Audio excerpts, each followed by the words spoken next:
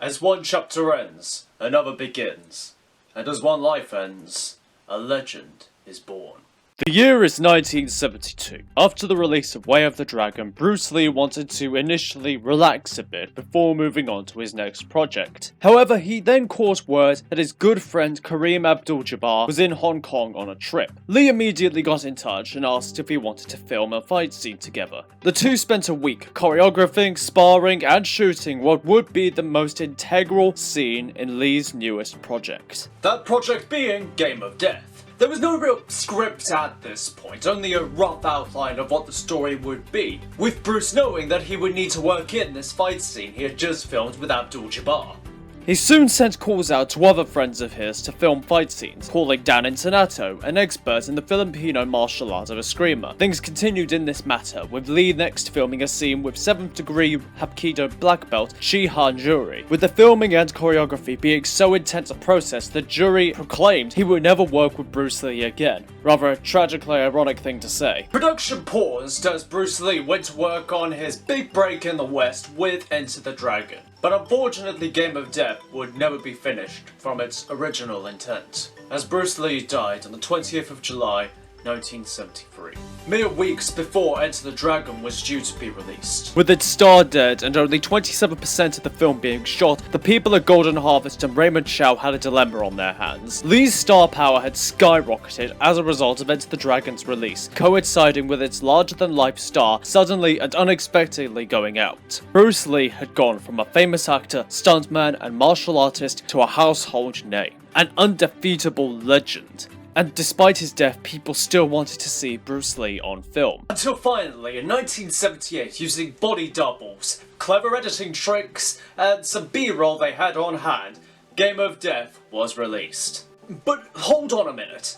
Raymond Chow was a friend of Bruce Lee. He was the one who brought Bruce into Golden Harvest in the first place. Was he really so willing to capitalize on Bruce's name and image post-mortem? In short, yes. Known for his ambition and work ethic, Chow did not make his start in film until 1958, where he worked as a publicity manager for Shaw Brothers, eventually becoming the head of production in 1960 until 1970. He knew that Shaw Brothers, while good at what they did, was limited in terms of creativity, mostly working from the model that Chinese opera set forth. And so he, along with Leonard Ho, founded Golden Harvest, and soon it signed Bruce Lee to his Tomb film contract. These films, along with others he produced, made Golden Harvest a cornerstone of Hong Kong cinema, as he signed other creatives to contracts and knew when to hold on to proven moneymakers when he partnered with Lee to create Concorde. With that in mind, it suddenly makes sense why Chow was hesitant about Lee making Enter the Dragon. Not only would this mean having to share larger slices of the profits, but it also meant that his golden goose was expanding to regions where he could not control.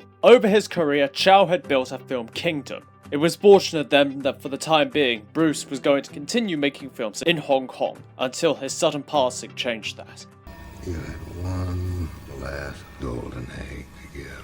The antagonists of this film suddenly make a lot more sense with that in mind. Directed and written by Robert Klaus, with the 3 fight scenes Lee had shot making it into the climax, the plot was changed from a story of a vigilante warrior saving a relic from the top of a pagoda, fighting through floors of combatants. Instead, the plot centers around an actor named Billy Lowe, who is threatened by a talent agency tied to the Syndicate. The Syndicate tell Billy either to get with their program and to do as they tell him, or they will kill both him and his singer girlfriend, played by Colleen Camp. Billy resists, and as a result is shot on set. This leads to Billy faking his death and going undercover to get his revenge on the Syndicate and to keep his loved ones safe once and for all. The film gets quite meta in some points in terms of how the Syndicate act towards Billy, mirroring how Bruce Lee's own career went and how he was treated.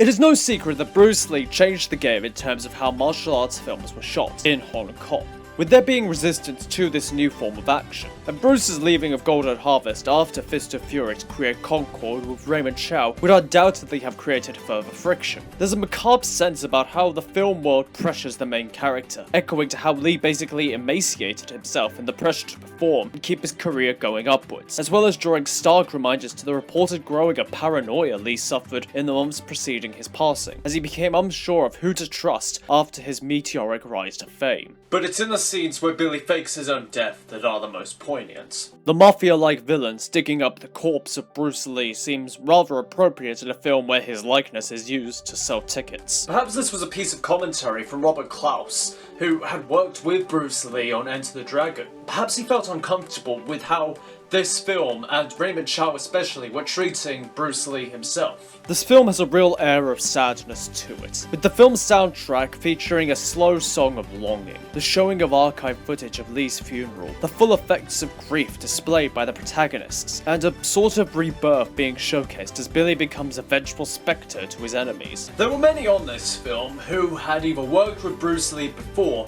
or had at least known him. Perhaps many saw it as a fitting tribute to finish the film in Bruce's honor.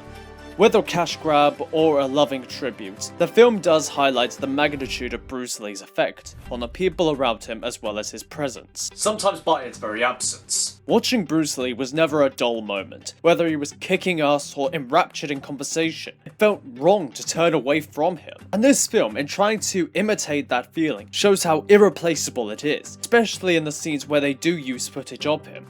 But for all else, this film at least brought Bruce Lee's final fight scenes to the big screen. So let's take a look at them. The first fight takes place between Lee and Dan Inosanto, as the two square up, with Inosanto having dual Eskrima sticks, while Lee uses a bamboo stick, also called a bucko. It is uplifting after sitting through a somber showing up to this point to suddenly see Bruce smiling.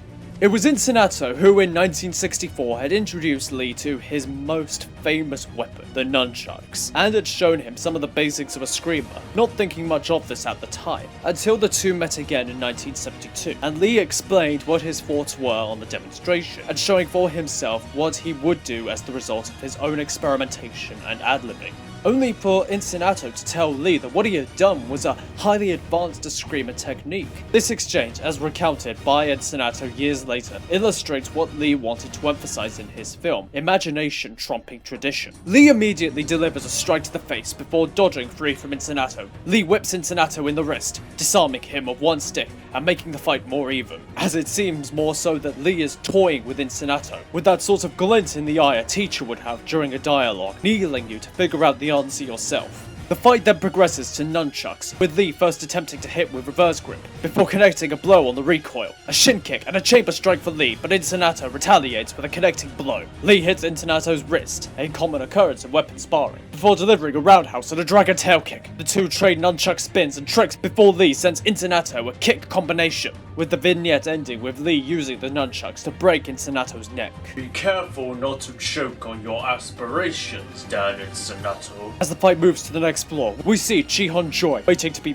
painted like a French woman. Joy is almost immediately struck by a roundhouse, as the two then proceed to feel each other out. But soon, Lee strikes with a right, as the two trade blows until Joy grabs and throws Lee to the ground twice. But Joy overestimated himself, as Lee counters a third and leg grabs Joy, proceeding to strike with a harsh flurry, and eventually sending Joy to the ground with a neck grab. Lee delivers yet more kicks and blocks several more, before grabbing and pulling Joy's legs out from under him. In an unorthodox move, he strikes Joy several more times while on the ground, and finishes by breaking the Hapkido man's back. This fight scene really does show the philosophy that Bruce wanted to accentuate throughout these fights, as Joy statically showcased the proper form and guard of Hapkido, but never adapted, never applied the form to the fight at large, basically becoming a very strong stick which snapped once too much force was applied. But now we move on to the real fight of this film, the one which inspired this whole thing.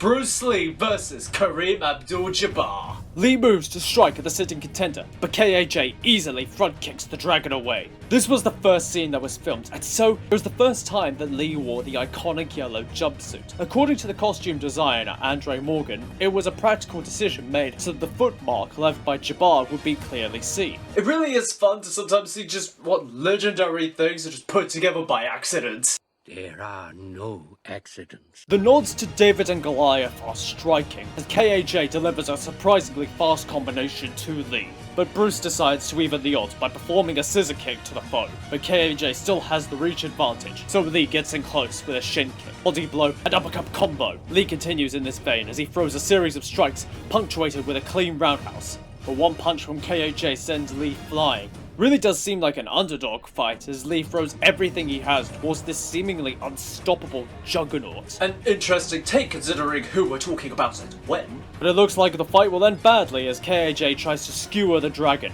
But unfortunately for him, Lee has been practicing his calisthenics. Lee apparently threw the bro code out with a bathwater as he aims for a nut shot. As he dodges several kicks, punches KAJ to the ground, attempting to choke out his foe. But KAJ fights him off, and the two trade blows until Lee delivers a straight series of cross punches, finally delivering a high kick to the face of his adversary, getting him back in a chokehold. And though the battle was hard, he is indeed successful in facing his greatest challenge. The reconstructed film continues, with Billy facing down those who sought to control him and his loved ones, defeating the leaders of the syndicate, and in a sort of way being reborn for a second time. It would not be unimaginable to say that the character would after this have been able to go public again and live on his terms, in a way sort of demonstrating something Bruce Lee himself may have desired at one time or another, to live his life freely when the work was done. It also illustrates what the legend of Bruce Lee did. Once this film was released, certainly Raymond, Chow, Golden Harvest and whoever else got their cut, but the legend spread and lived in the hearts and minds of his fans and viewers, inspiring them to go forward and fight their own battles, innovate in their own ways, and Be water, my friend. Bruce Lee was alive again, but in a very different way. But as Bruce Lee was reborn as a legend, so too will this channel be reborn. When next we return, it'll be in ways which are all at once very different, and in some ways just the same. But until then, thank you all for watching, and until next time, peace be with you.